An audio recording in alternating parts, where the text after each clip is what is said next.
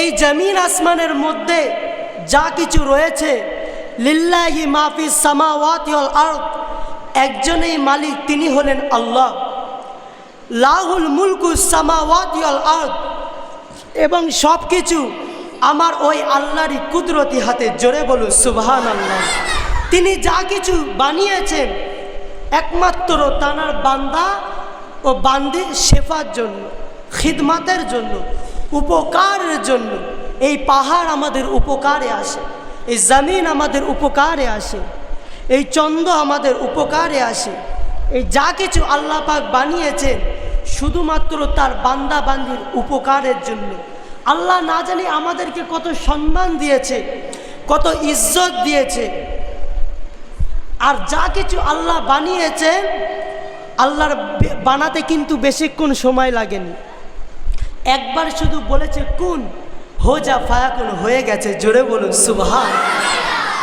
আল্লাহ পাক চাইলে আমাদের ঘরেও তিনি ফায়াকুন করতে পারতেন, কিন্তু আমাদেরকে বড় আদর করে, বড় যত্ন করে, বড় সম্মান করে মায়েদের গর্ভে জিন্দা হালাতে বাঁচিয়ে রেখে কুদরতি দুটো হাত দিয়েছে, দেখবার জন্য দুটো চোখ দিয়েছে, চলাফেরা করার জন্য দুটো পা দিয়েছে, ভালো মন্দ বোঝবার জন্য আকলে সালিম দিয়ে বানিয়েছে। জোরে বলুন সুবহান।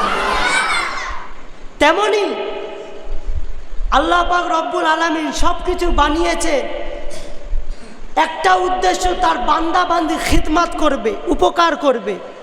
তার মধ্যে থেকে সব থেকে উত্তম করে আমাদেরকে বানিয়েছেন। আর আমাদের বানানোর একটা উদ্দেশ্য রয়েছে, হ্যাঁ না বলেন? সেই উদ্দেশ্যটা কি? ইল্লা লিয়াবুদুন, তারই দাসত্ব করো, তারই ইবাদত করো, তারই বান্দেগি করো। আর এটাকে বুঝবার জন্য আমাদের কাছে তিনি যুগে যুগে একটা করে আসমানি কেতাব পাঠিয়েছেন। আর সেই কেতাব থেকে প্র্যাকটিক্যাল দেখাবার জন্য মেসেঞ্জার হিসাবে, পথ প্রদর্শন হিসাবে একজন করে নবী আলাইহিস সালামকে আল্লাহ পাক নিযুক্ত করেছে। তেমনি আজ থেকে কম বেশি 2000 কম বেশি বছর আগে মা মারিয়াম হুজুরের সন্তান হযরত ঈসা আলাইহিস সালামকে আল্লাহ পাক যখন দুনিয়া জমিন থেকে চতুর্থ আসমানে তুলে নিলেন, তারপরে আল্লাহর পক্ষ থেকে 500 বছর এই দুনিয়ার জমিনে কোনো আসমানি কেতাব, কোনো নবী পয়গম্বর আলাইহিস সালাম আল্লাহ পাঠালেন না। আর না পাঠানোর কারণে এই দুনিয়ার জমিনটা এত ভয়াবহ হয়ে গিয়েছিল। হাদিসের ভাষায় সেই যুগটাকে আইয়ামে জাহিলিয়াতের যুগ বলা হতো। সেই যুগেতে কি করা হতো? সন্তান পিতাকে হত্যা করে দিত, পিতা সন্তানকে হত্যা করে দিত, ভাই নিজের বোনকে রেপ করে হত্যা করে দিত। ইনসাফ বলে কিছু ছিল না, ন্যায় বলে কিছু ছিল না। তার বদলে এসেছিল বেইনসাফ, অন্যায়, অত্যাচার, জুলুম, ফিতনা, ফাসাদ, দাঙ্গা, মারপিট, খুনোখুনি, অত্যাচার। তেমনি মানুষদেরকে সেই সময় হত্যা করা হতো। কারোর ঘরে যদি কন্যা সন্তান হতো তাদেরকে অশুভ মনে করে জ্যান্ত পুঁতে দেওয়া হতো। বলুন নাউজুবিল্লাহ, জোরে বলুন। তখন তৎকালীন জামানাতে আর কি করা হতো?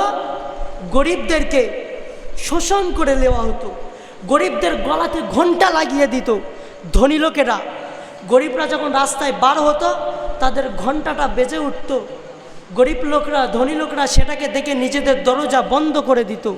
সেই সময়েতে আল্লাহ পাক মেহেরবান, বড় দাতা, আমাদের উপরে বড় রহমত করে, বড় রহম করে, বড় দয়া করে তানার সর্বপ্রথম সৃষ্টি, তানার সর্বপ্যারা সৃষ্টি, তানার হাবিবকে আমাদের কাছে রহমাতুল্লিল আলামিন করে ন্যায় নিয়ে, ইনসাফ নিয়ে, কল্যাণ নিয়ে দুনিয়া জমিনে এই দিনেতে, জাহিলিয়াতের সময়েতে আমাদের পথ প্রদর্শন হিসাবে দুনিয়া জমিনে তাশরিফ করিয়েছিলেন। জোরে বলুন সুবহানাল্লাহ।